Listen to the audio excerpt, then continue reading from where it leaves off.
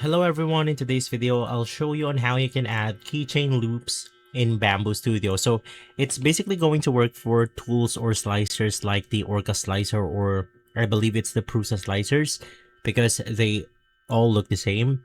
Now from here you just want to import your project and you want to click on it, right click on add negative part, and to make things easier let's just go ahead and add a torus. Now from here you can resize your keychain hole the way you want to, but in my case I'm basically fine with this one. And I'm simply going to be adding it at the end of the tail right here. So of course you just want to make sure that everything is aligned together. Let's click on the move function. And from here I think it's ready to go. Of course you also have to make sure that it perfectly fits on your model. Now in my case, I'm going to be tinning it down a bit because I don't need a huge ring hole. And I could also go ahead and, of course, adjust it accordingly depending on my model. Now that I have my keychain loop, so you could click on the slice plate option and it will actually reduce or eliminate that part of my model, which is going to be somewhere right here. But another thing that we could do is to simply use the mesh boolean.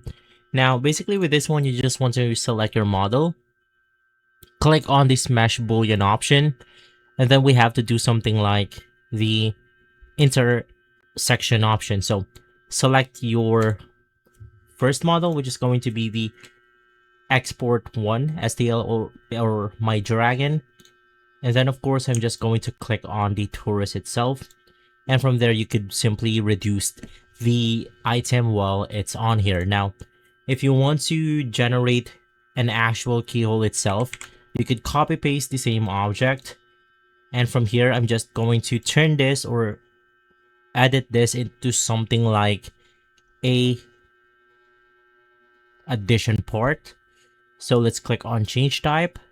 So instead of negative part, let's click on part, click on OK, and basically right after you could just adjust this however you want to. But from here, if I click on the slice plate option, I now have the model with a keychain hole right here, and I also have the actual keychain loop itself. And basically the other thing that you could do in order to extend this is to copy and paste this once again.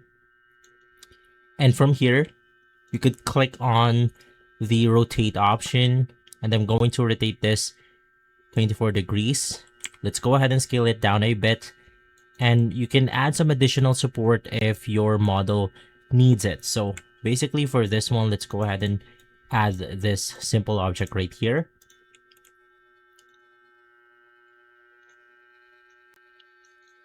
And right after, you can just insert your hole onto this specific part. So there's multiple ways to do this, but generally this is the step-by-step guide. If this video has been helpful, leave a like, subscribe, and follow us for more videos like this. As always, thanks for watching.